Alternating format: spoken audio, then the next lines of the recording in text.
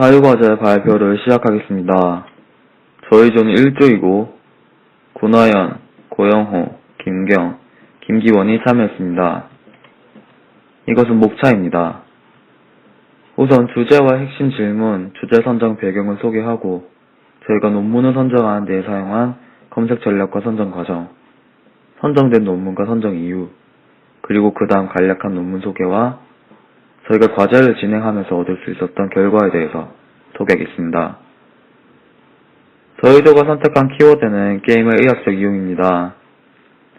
저희가 과제를 진행하면서 얻고자 하는 답은 게임을 의학적으로 이용할 수 있는가, 더 디테일하게는 컴퓨터 게임으로 특정한 병의 개선이 가능한가, 또 만약 가능하다면 어떤 예가 있는가에 대해서 알아보고자 합니다.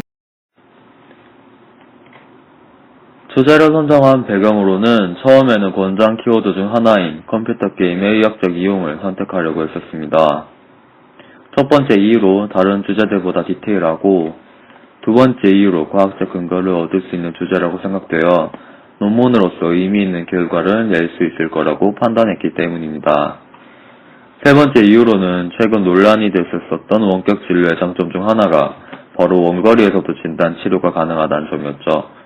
컴퓨터 게임으로 특정한 병의 개선, 호전이 가능하다면 원격 진료의 한 방향으로 컴퓨터 게임이 충분히 쓰일 수도 있을 거라는 생각을 했기 때문에 관련 연구 결과를 숙지하는 것이 의대생으로서 미래 의사로서 도움이 될 거라고 확신했습니다.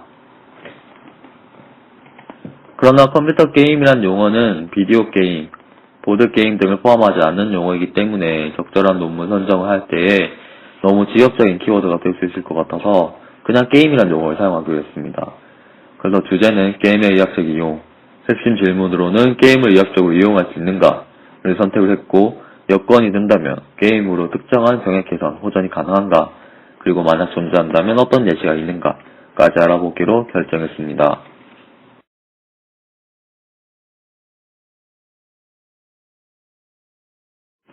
저희의 질문을 해결하고자 의학 논문 사이트인 펀메드 사이트를 이용했습니다.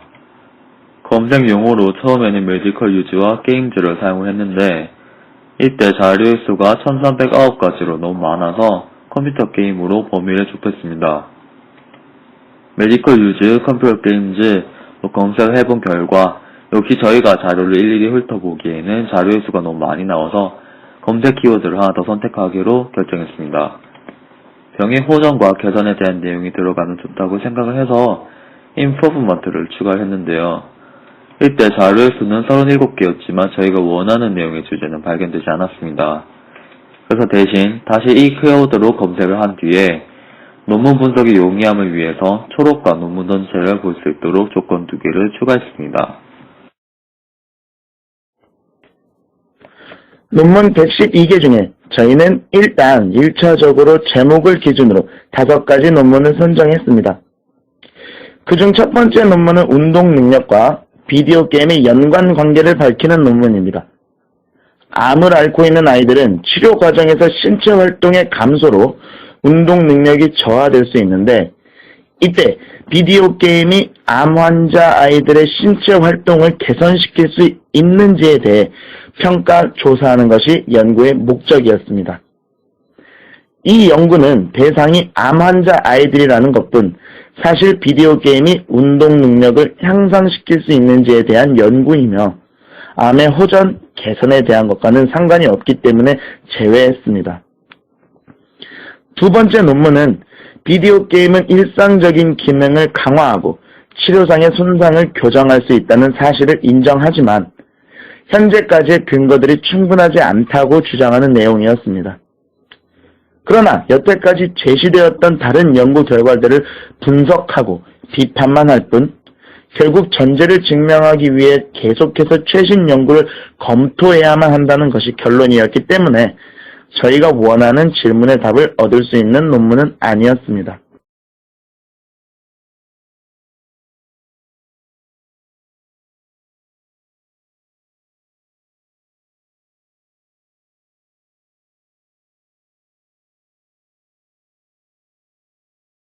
세 번째 논문은 청소년기 남자 아이들을 대상으로 컴퓨터 게임이 지속적인 습관을 유발할 수 있는가, 그리고 유발한다면 어떤 습관을 유발할 수 있는가에 대한 논문입니다.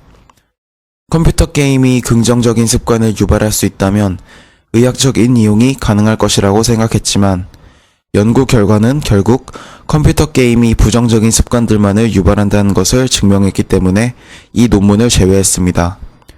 네 번째 논문은 저희가 선정한 논문과 매우 유사한 주제를 다루고 있습니다. ABES는 맹인들이 길을 찾는 데에 도움을 주고자 비디오 게임 내부에서 새롭게 설계된 프로그램인데 ABES가 어떤 효과가 있는지 연구하는 논문입니다.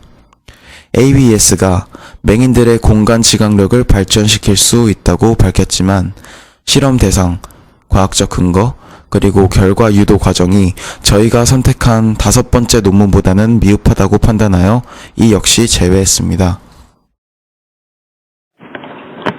저희가 선정한 논문의 제목은 액션 비디오 게임과 맹인 청소년의 이동 능력, 공간 지각력의 관계입니다. 이 논문의 배경은 이렇습니다. 맹인들은 시각 이외의 요소만을 이용해야 하기 때문에 맹인들이 익숙하지 않은 환경에서 이동하는 것은 매우 어렵습니다. 특히 나이가 어린 맹인들은 공간의 정신적 형상화가 어렵기 때문에 더욱 어려움을 겪습니다. 하지만 맹인들의 이동을 위한 장비들 중 대부분은 맹인들의 공간 지각 능력을 향상시키는 데에 주안점을 두고 있지 않습니다. 그래서 이 연구의 목표는 액션 비디오 게임인 ABES가 맹인 청소년들의 공간 인지 능력에 향상을 줄 수 있는지 알아보고 게임을 통해 향상된 공간 인지 능력이 실제로 유용한지 알아보는 것입니다.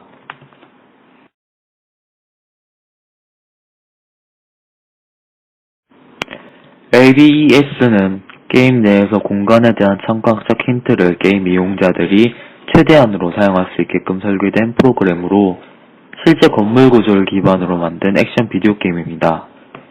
실험 대상은 16, 17세의 맹인 청소년입니다. 맹인인 피험자들을 가상 환경 안에서 실제 환경에 대한 공간 정보를 얻은 후 실제 환경에서 이동 능력과 공간 지각력을 특정하는 실험을 진행했습니다. 연구 결과 참가자들은 게임 안에서 자신이 얻은 공간에 대한 정보를 실제 장소에서 이동할 때 사용할 수 있었고 게임의 성과가 실생활에서 맹인들의 공간인지 성공 여부와 유의미한 양의 상관관계를 보였습니다. 즉, 액션 비디오 게임이 맹인들의 공간인지 능력에 향상을 주었다는 것을 알 수 있었습니다. 또한 분석 결과 특히 어린 맹인 피험자의 공간인지 능력이 크게 향상되었음을 알 수 있었습니다. 저희가 선정한 논문 내용을 간단하게 요약하자면 논문의 질문은 액션 비디오 게임인 ABES가 맹인 청소년들의 공간인지 능력에 향상을 줄 수 있는가 이고 근거는 게임의 성과가 실생활에서 맹인들의 공간인지 성공 여부와 긍정적인 상관관계를 보였음을 사용하였고 ABES는 맹인들의 공간인지 능력을 향상시킬 수 있었음을 증명하였습니다. 표본 집단 크기가 네 번째 논문에 비해 적은 수지만 정규성을 검증했고 연구 대상을 선천적인 맹인 혹은 영유아 시기 때부터 맹인이 된 대상들로 통제했습니다. 공간의 정신적 형상화에는 특히 나이가 어린 경우 어려움을 겪기 때문에 연구 대상의 조건을 통제한 점이 네 번째 연구에 비해 연구 결과의 신빙성을 더 부여했다고 보았습니다. 또한 첫 번째 논문과 마찬가지로 게임이 병의 직접적인 치료에 영향을 주었다고 볼 수는 없지만 이 경우 게임이 맹인들의 장애 때문에 겪는 불편을 개선했기 때문에 저희가 추구했던 질문의 답을 주었다고 판단했습니다. 논문 분석 결과 게임을 의학적으로 이용할 수 있고 게임으로 특정한 병의 불편을 개선할 수 있다는 사실과 그 예시들을 알 수 있었습니다.